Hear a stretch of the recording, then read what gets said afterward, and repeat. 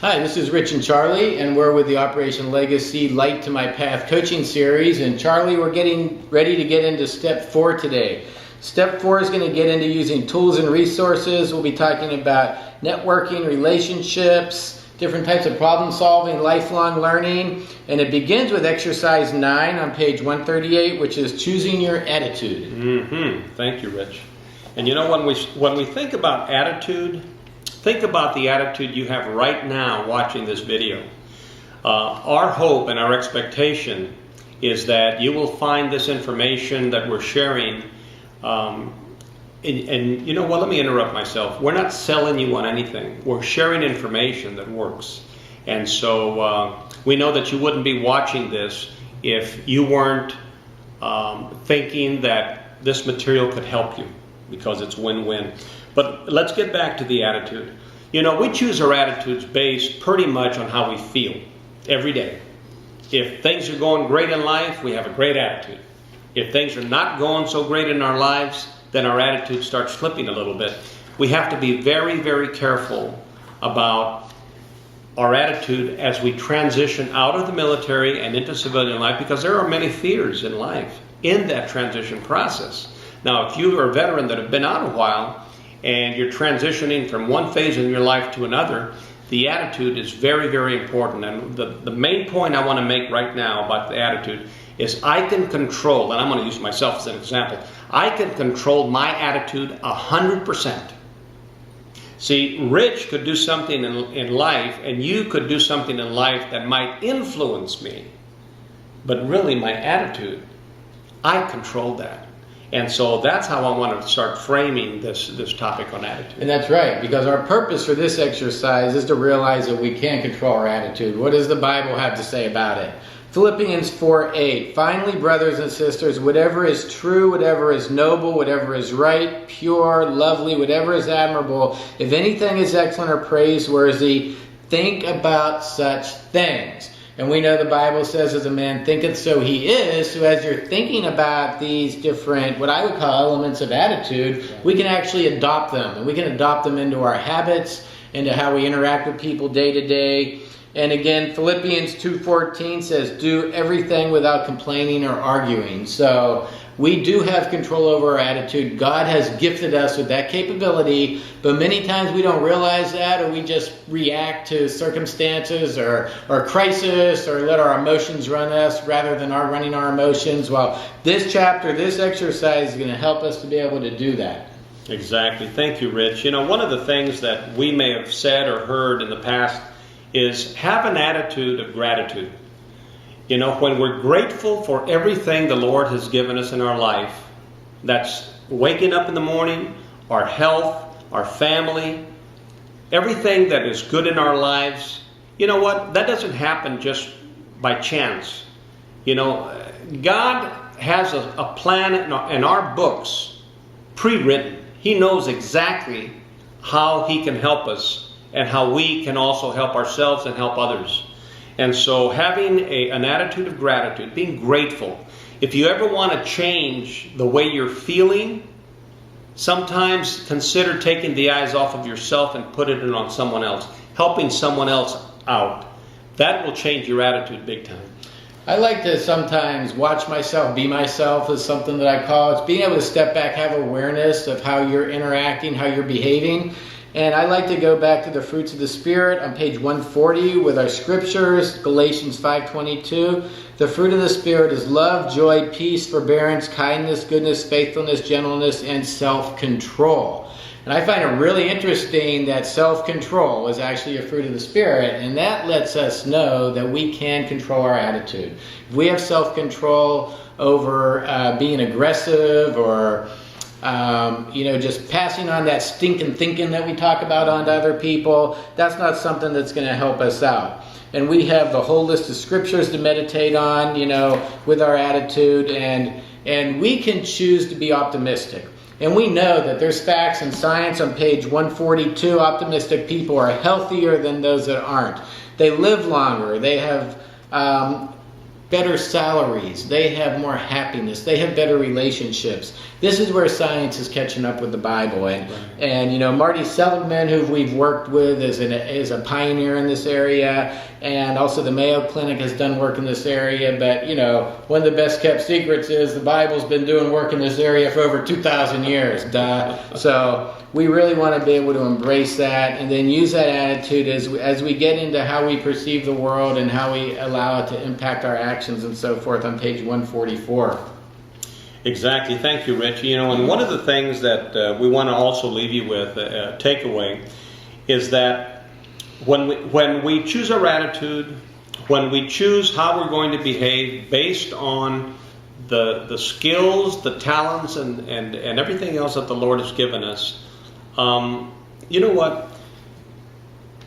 We're going to challenge you, you know, and we challenge everyone in classrooms when we conduct these types of workshops on improvement and transition. Look in the mirror every single day in the morning when you wake up, and ask yourself, today, am I going to be part of the solution based on my attitude and behaviors, or am I going to be part of the problem? And if you do that, you'll make a concerted effort and a major decision to be optimistic, to be a servant leader, if you will, and to do the best that you can do that day. Okay, so in the morning, ask yourself that question, because we really have a choice. And I say we, all of us have a choice. At the end of the day, test yourself and ask yourself when you look in the mirror, today, was I part of the solution or was I part of the problem? That's right. And watch yourself be yourself as you go through the day. We as humans, we have a tendency to jump to conclusions, to speak before we think. There's a cause and effect relationship, and there's a stimulus response. And that is, I'm thinking of something, I draw a conclusion, and I just speak it out of my mouth. So the wise thing to do in a little technique is to pause and create a little space between the stimulus and response. Right. So when you feel yourself getting riled up or emotional about something, just try to use that self-control, that self-discipline, which is one of the fruits of the Spirit. Pause a little bit. Consider, what is the data? One of the best things we can do is consider the data before we speak, and see if we need to ask ourselves some questions or collect more data, ask other people some questions. And all of this ties into the fact that we can control how we interact, when we speak, how we speak, and how, as you said, we can train ourselves and reflect when we get up in the morning.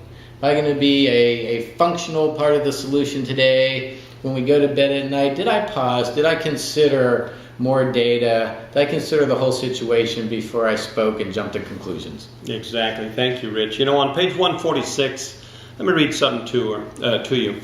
Our emotions drive our actions, productive or destructive. Cast all your anxiety on Him, Lord, because He cares for you. And that's Peter 5:7. You know what? We can control not only how we think, we can control our words, we can control our emotions. Think of yourself as, think of the thermostat on the wall. It regulates the temperature. Well, metaphorically speaking, we can regulate how we feel and how we think. And as Rich just mentioned, all too often, after the Marine Corps, I would be at your throat and then ask questions later. But hopefully, the Lord makes us a little wiser the older we get. And so, if you're going to pray for anything, pray for wisdom, that the Lord would give you the wisdom and the patience, not only to deal with yourself, but to deal with others. Thanks, Charlie, for that. And the takeaway for me is to create good habits of attitude, healthy attitudes. And we know it takes 21 days to create a habit. And as you're repeating a behavior or a thought process, your brain actually creates neural pathways and it starts imprinting that. That's why repetition is very valuable in good ways. So takeaway for me is that I would practice having good habits of attitude every day, and that I would also be able to have a good attitude at home, not just outside of the home. Because oftentimes we put on our best face and everything outside the home. Then when we come home, our family's here, we kind of take it for granted, and sometimes we start venting on the family. But my second challenge would be to bring your attitude in the home as well as outside the home. Don't have just your church face on, but have that face of God on everywhere you are. Exactly. Thank you, Rich. One of the other things, on page 148, you also have some questions, and very introspectively, as you're going through this book, it allows you to start thinking about, deep inside, about yourself and how you think and how you behave. Also on page 150, we get into another area of trust. When we talk about characteristics and attitudes, when it comes to trust, do you really have faith that the Lord can help you? And do you trust in His Word? Do you trust that what He said is true? Or do you sometimes doubt it? We're only human. And no one is striving to be perfect. Only God is perfect. But when you start thinking about trust, do you give trust at the get-go? Or does somebody have to earn trust before your relationship is there? What is your input on trust? That's right. Well, I try to trust people where I can, but if it's a serious, situation, you say things are situational, where the consequences may be bad, then I would just incrementally trust someone. For me, I like them to prove it based on the situation. Right. I try to use wisdom.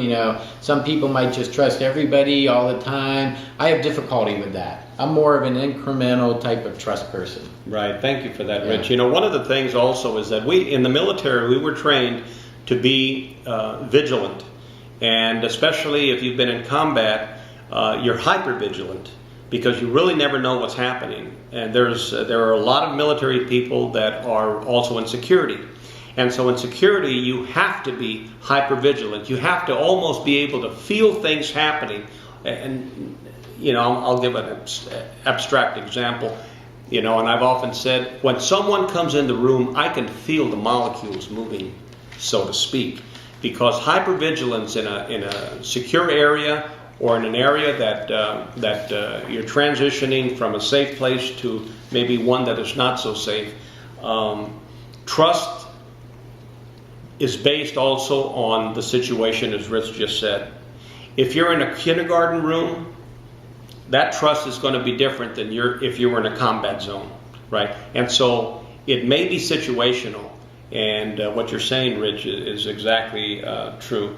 The situation warrants the type of trust that we have, but we have to be flexible. That's right, we do. And we have to be aware of our attitude. So, my closing is that, as Charlie said before, we're not perfect. We're going to flub up. A lot of our attitude is us losing our temper and so forth. So when you flub up, the best thing to do is be aware of it, admit it, say you're sorry, ask for forgiveness if you've wronged a person. It's not a big deal. I know our pride is something that we have to work on. It's one of those human nature elements that's really difficult, that seems to keep getting us in trouble. So, you break that pride.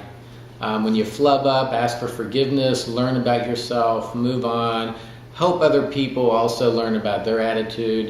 Do it together with your loved ones, and it can really make a huge difference in your life. Exactly, Rich. Thank you. Yeah. One other thing about that, and I want you to think about what Rich just said.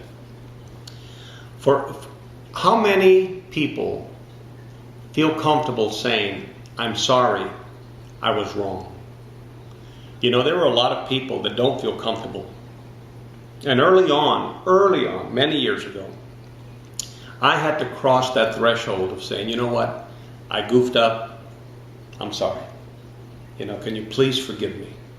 And I'll tell you, that not only is good for your spirit and your soul, but it also shows humanity and a humane way of behaving. And really, that's what God wants us to do, is just to help others, love others, and make, in my own words, make it a win-win world. Yeah.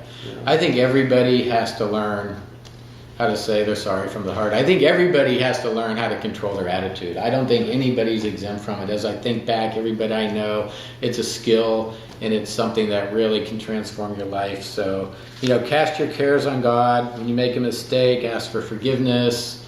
and learn about yourself, who God created you to be, with those attitudes. Exercise the fruits of the Spirit, and you'll be fine, and your relationships will prosper because of that. So thank you, Charlie. Thank you for your input and your insight. Thank you, everybody. And move on. Come on back for the next exercise. We're going to be talking about relationships, networks, and mentors. Have a great day, and God bless.